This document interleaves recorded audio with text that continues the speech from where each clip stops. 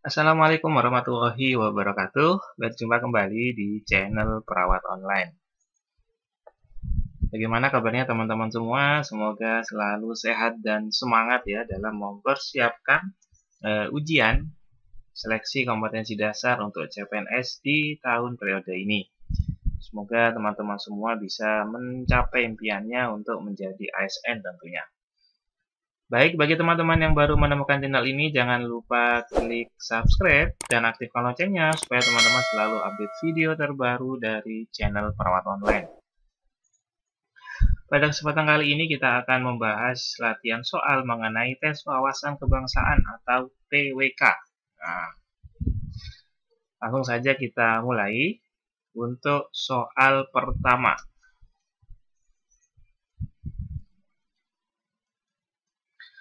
Bela negara adalah hak dan kewajiban setiap warga negara Indonesia sebagaimana diamanatkan dalam Undang-Undang 1945. Dalam era digital saat ini, bagaimana cara yang paling tepat bagi generasi muda untuk melaksanakan bela negara di dunia maya? A. Menyebarkan berita tanpa verifikasi terlebih dahulu, asalkan sesuai dengan kepentingan nasional. B. Mengabaikan isu-isu keamanan nasional di media sosial karena tanggung jawab itu milik pemerintah. C. Aktif melaporkan akun-akun yang menyebarkan berita hoaks dan konten provokatif yang dapat merusak persatuan bangsa. Atau D. Menghindari penggunaan media sosial agar tidak terpengaruh oleh informasi yang tidak jelas sumbernya. Yang E. Mengikuti dan menyebarkan konten yang viral tanpa memperhatikan dampak terhadap keamanan nasional.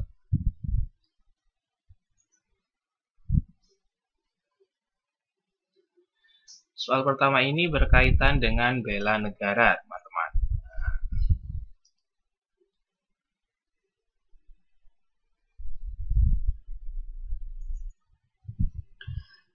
Jadi bela negara ini adalah merupakan semangat berani berkorban untuk tanah air, baik harta maupun nyawa. Nah, jadi juga ada beberapa fungsi dan tujuan adanya bela negara.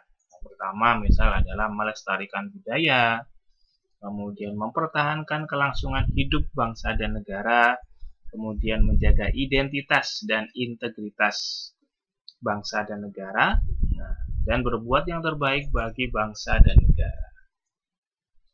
Nah, di soal ini pertanyaannya adalah bagaimana cara yang paling tepat bagi generasi muda untuk melaksanakan bela negara di dunia maya. Apalagi sekarang sudah zamannya digital, ya, kemudian banyak media sosial juga berkembang. Nah, jadi apa yang bisa kita lakukan terkait bela negara di dunia maya?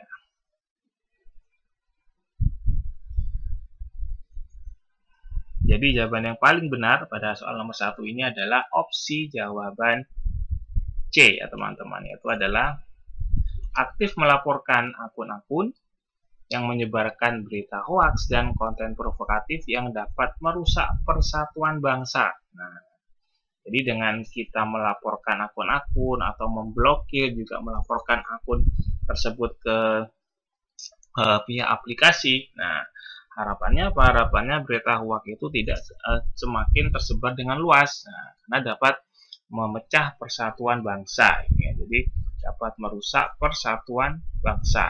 Jadi jawaban yang paling tepat adalah yang opsi jawaban C. Termasuk salah satu sikap bela negara yaitu menjaga keamanan informasi di dunia maya atau di dunia digital.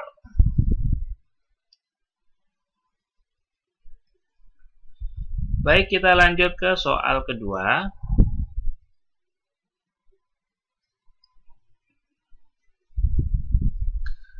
Dalam situasi darurat seperti bencana alam, bela negara tidak hanya dilakukan oleh militer, tetapi juga oleh seluruh rakyat Indonesia. Bagaimana seharusnya warga negara bertindak untuk menunjukkan sikap bela negara dalam kondisi tersebut? A. Menunggu bantuan dari pemerintah tanpa melakukan upaya apapun. B. Menyebarkan kepanikan melalui media sosial agar masyarakat lebih waspada. C. Berpartisipasi aktif dalam kegiatan gotong royong membantu korban bencana sesuai kemampuan masing-masing. Atau yang D, mengutamakan keselamatan pribadi dengan meninggalkan daerah yang terdampak bencana tanpa mempedulikan orang lain. Atau opsi jawaban E, menyalahkan pemerintah atas lambatnya penanganan bencana tanpa memberikan solusi.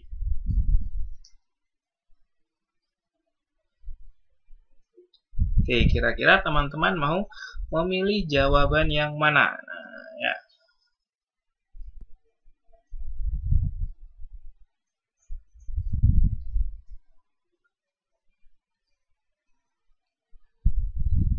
Terkait tentang dalam situasi bencana alam. Nah, tidak hanya dilakukan oleh militer ya, tetapi juga seluruh rakyat Indonesia. Nah, bagaimana seharusnya warga negara itu bertindak dalam kondisi bencana alam tadi?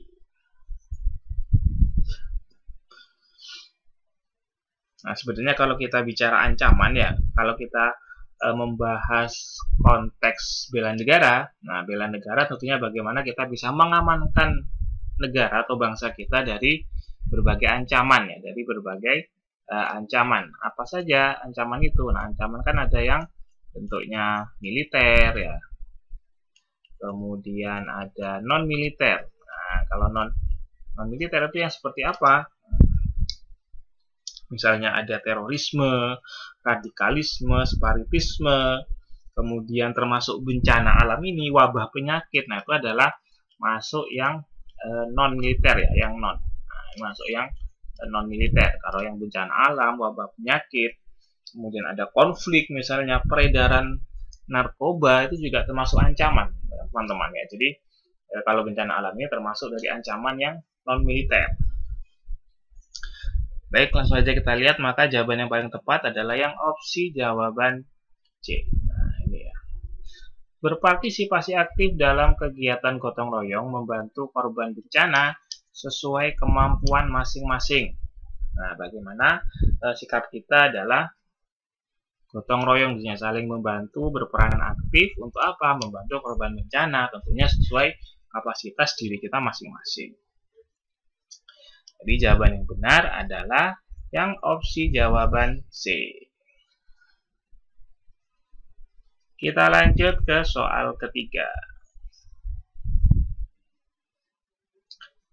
Dalam menjaga keutuhan Negara Kesatuan Republik Indonesia atau NKRI, upaya bela negara dilakukan oleh setiap warga negara. Apa yang paling efektif dilakukan untuk menanamkan semangat bela negara di kalangan generasi muda? A. Mewajibkan generasi muda mengikuti kegiatan militer secara formal. B. Mengajarkan nilai-nilai Pancasila dan kecintaan terhadap tanah air melalui pendidikan karakter di sekolah. C. Mengisolasi generasi muda dari pengaruh global untuk menjaga keaslian budaya nasional. D. Mengarahkan generasi muda untuk fokus pada pendidikan formal tanpa memperhatikan aspek kebangsaan, atau yang opsi E, mengharuskan generasi muda bergabung dalam organisasi kemasyarakatan tertentu.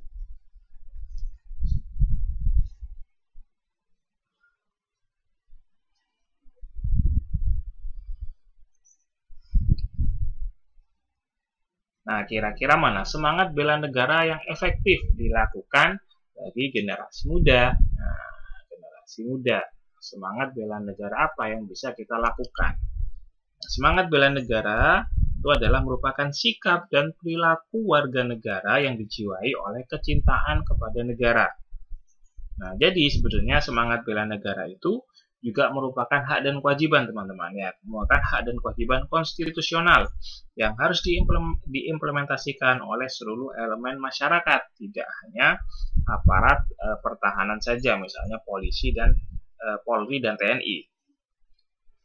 Dan semangat bela negara ini penting diwujudkan dalam kehidupan sehari-hari karena bisa membantu menjaga kedaulatan negara dari segala bentuk ancaman. Nah, seperti yang sudah saya sampaikan sebelumnya, ada ancaman militer dan ancaman non-militer. Apalagi kita sebagai generasi muda ini, nah generasi muda ini adalah diharapkan bisa menjadi agent of change. Nah, sudah tidak asing ya dengan istilah agent of change, yaitu agen perubahan yang bisa membawa inovasi dan solusi untuk menghadapi tantangan zaman tentunya. Nah, jadi kira-kira mana jawaban yang benar? Nah, jadi soal nomor 3, jawaban yang paling benar adalah di opsi jawaban B, yang mengajarkan nilai-nilai Pancasila dan kecintaan terhadap tanah air melalui pendidikan karakter di sekolah. Nah, ini penting kita lakukan supaya generasi muda sudah sejak dini sudah dikenalkan konsep bela negara, dan harapannya nanti bisa mempraktekkan terus di masa-masa selanjutnya.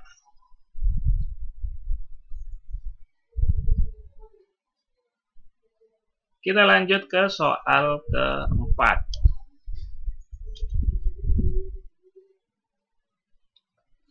Radikalisme dan terorisme merupakan ancaman nyata terhadap keamanan dan keutuhan NKRI.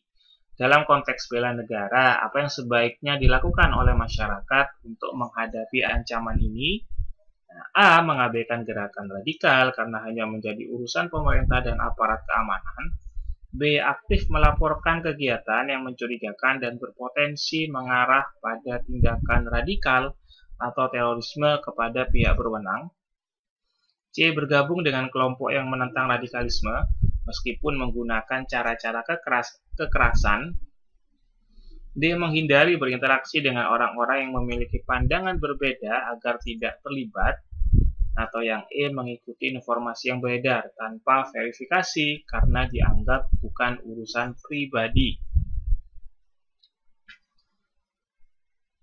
Nah, soal keempat ini berkaitan dengan ada istilah radikalisme, kemudian terorisme.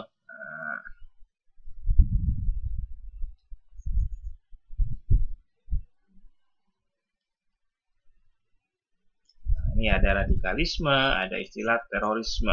Terorisme, apa itu terorisme? Terorisme, kalau kita bicara terorisme, tindakan kekerasan atau ancaman kekerasan yang bisa dilakukan secara sengaja, sistematis, dan terencana.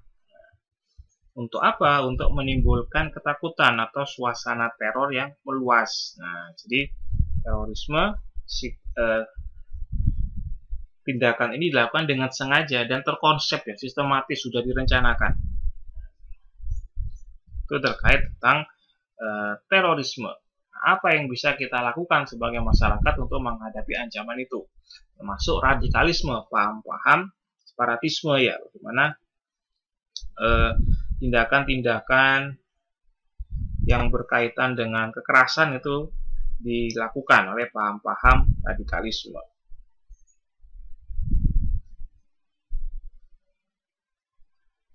Atau paham atau aliran yang menggunakan kekerasan, itu adalah radikalisme yang untuk mencapai tujuan atau sikapnya ekstrim terhadap sesuatu yang pengen dia capai. Nah, itu adalah radikalisme.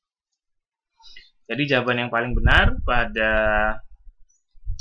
soal keempat ini adalah opsi jawaban B, yaitu aktif melaporkan kegiatan yang mencurigakan dan berpotensi mengarah pada tindakan radikal atau terorisme kepada pihak berwenang Jadi kita juga harus punya proaktif Jadi jangan hanya menunggu aparat saja yang bekerja, tapi kita sebagai warga negara, sebagai masyarakat yang baik, kita juga memiliki kecintaan terhadap negeri ini. Jadi jangan sampai negeri kita terpecah belah karena adanya sikap-sikap dari paham terorisme maupun radikalisme yang berkembang di sekitar lingkungan kita. Jadi yang harus kita lakukan kita juga harus peka. Misal ada hal-hal yang mencurigakan, yang mengarah ke paham radikalisme atau terorisme, harus kita segera laporkan kepada pihak yang berwenang supaya tidak semakin meluas dampaknya nanti.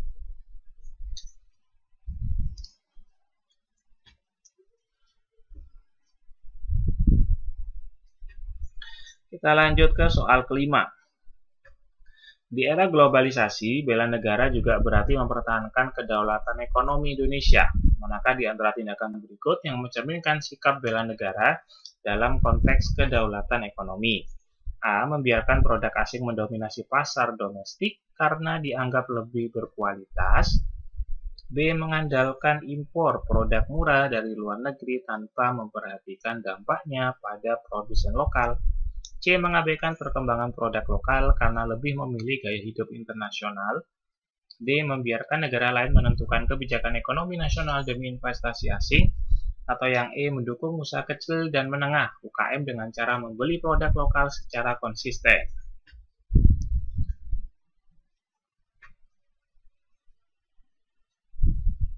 Nah, soal kelima ini berkaitan dengan sikap bela negara yang berkaitan dengan ekonomi.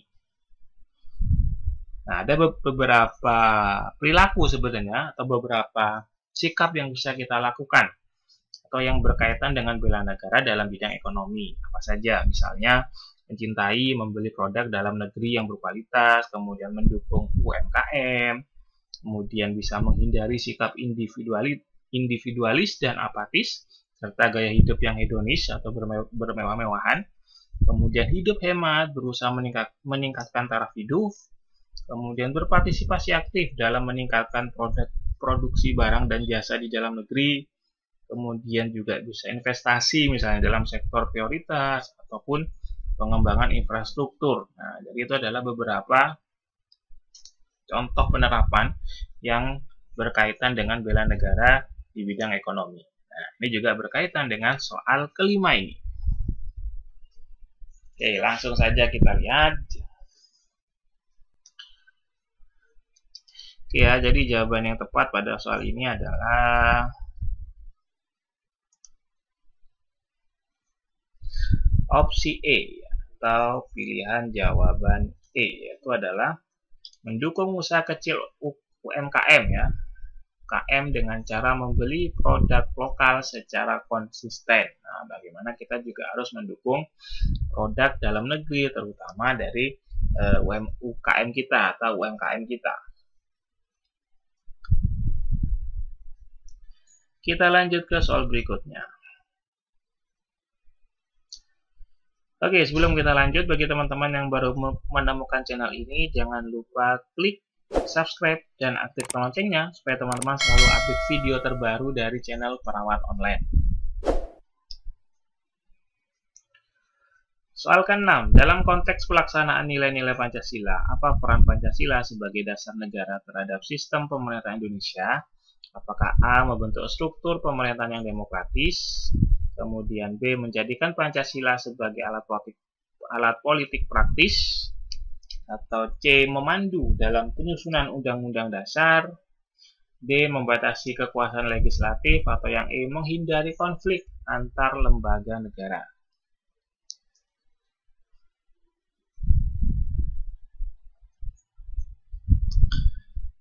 Nah, ini berkaitan dengan pilar negara, salah satunya ada Pancasila. Pancasila merupakan dasar negara Indonesia yang memiliki kedudukan istimewa dalam sistem hukum dan tatanan pemerintah. Pancasila juga menjadi ideologi negara dan pandangan hidup bangsa Indonesia.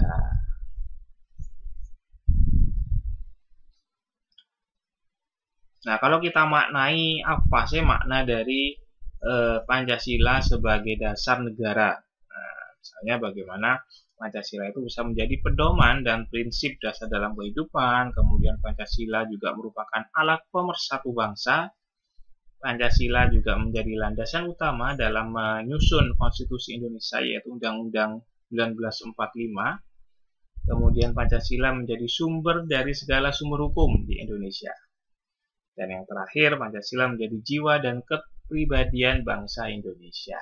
Nah, kalau kita bicara terkait tentang Pancasila tadi ya, bagaimana Pancasila sebenarnya adalah sumber hukum ya, adalah sumber dari segala sumber hukum. Nah, ini adalah sumbernya hukum di Indonesia. Jadi segala aturan pasti akan mengacu kepada Pancasila. Misalnya sila 1 sampai sila 5. Oke, jawaban yang tepat adalah yang opsi jawaban C, atau adalah memandu dalam penyusunan undang-undang dasar. Nah, tadi sudah sebutkan, misalnya Pancasila menjadi landasan utama dalam menyusun konstitusi Indonesia, yaitu adalah Undang-Undang 1945. Oke.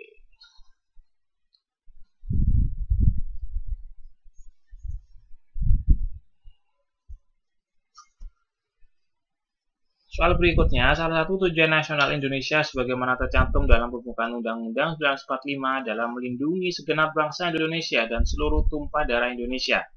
Dalam konteks ini, kebijakan apa yang dapat mencerminkan tujuan tersebut? A. Meningkatkan alokasi anggaran pertahanan dan keamanan negara. B. Mempererat hubungan diplomatik dengan negara-negara sahabat. C. Menerapkan sistem ekonomi yang pro rakyat kecil. D. Mengutamakan pembangunan infrastruktur. Atau E. Meningkatkan anggaran untuk program pendidikan nasional.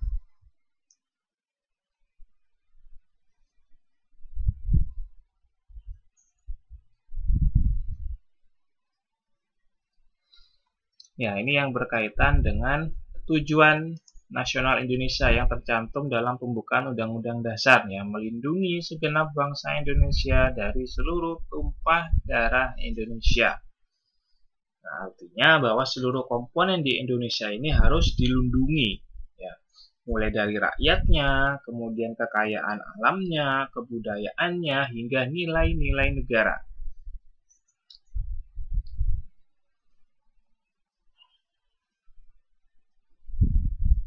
Langsung saja kita lihat. Ya, jadi jawaban yang benar di sini adalah opsi jawaban A, ya, dalam meningkatkan alokasi anggaran pertahanan dan keamanan negara. Nah, ini berkaitan dengan melindungi tadi segenap bangsa Indonesia, seluruh tumpah darah Indonesia. Ya. Artinya ini kan berkaitan dengan upaya pelindungan fisik, keamanan negara serta penduduknya. Nah, jadi kebijakan yang paling sesuai terkait tentang pertahanan dan keamanan, ya tentunya adalah meningkatkan alokasi anggaran pertahanan dan keamanan negara. Nah, ini yang berkaitan dengan ancaman militer maupun non-militer nantinya.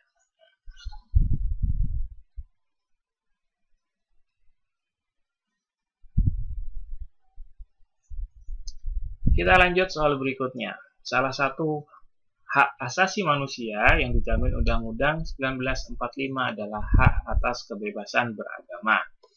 Bagaimana seharusnya negara bersikap terhadap keberagaman agama yang ada di Indonesia? A. Menjamin kebebasan beragama dengan membatasi kegiatan keagamaan yang melanggar hukum. B. Mengutamakan agama mayoritas dalam peraturan perundang-undangan.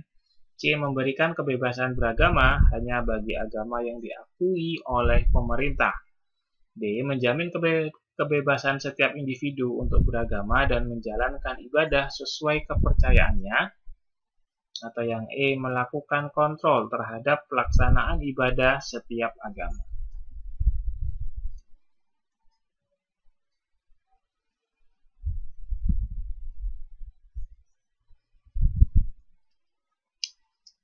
Hak asasi manusia. Nah, di soal ini yang berkaitan dengan kebebasan beragama. Nah, kalau kita bicara Undang-Undang 45, maka pasal yang berkaitan dengan kebebasan beragama, kalau hak asasi manusia itu ada di pasal 28, ya. Kalau kebebasan beragama itu di atas saja. Nah, ini ada di pasal 28E. Kemudian juga ada pasal 29 ayat 2. Nah, ini yang berkaitan dengan kebebasan beragama sesuai dengan Undang-Undang 1945.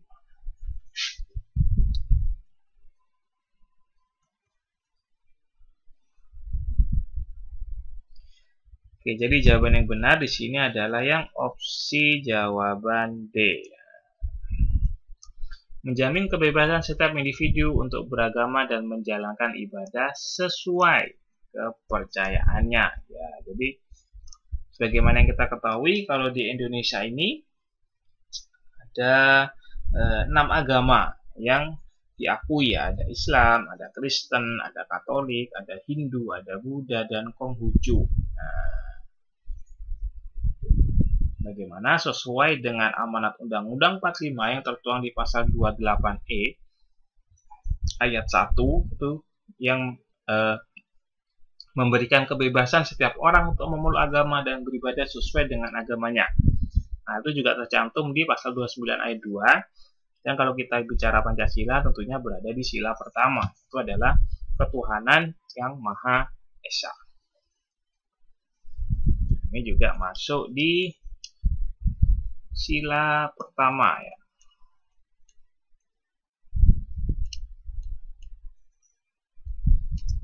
Oke, jadi jawabannya yang opsi D ini. Oke.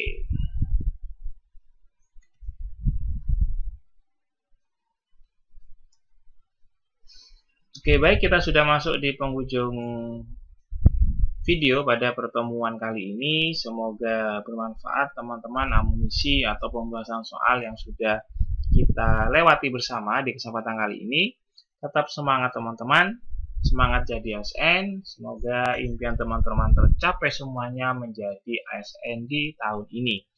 Terima kasih, saya akhiri. Wassalamualaikum warahmatullahi wabarakatuh.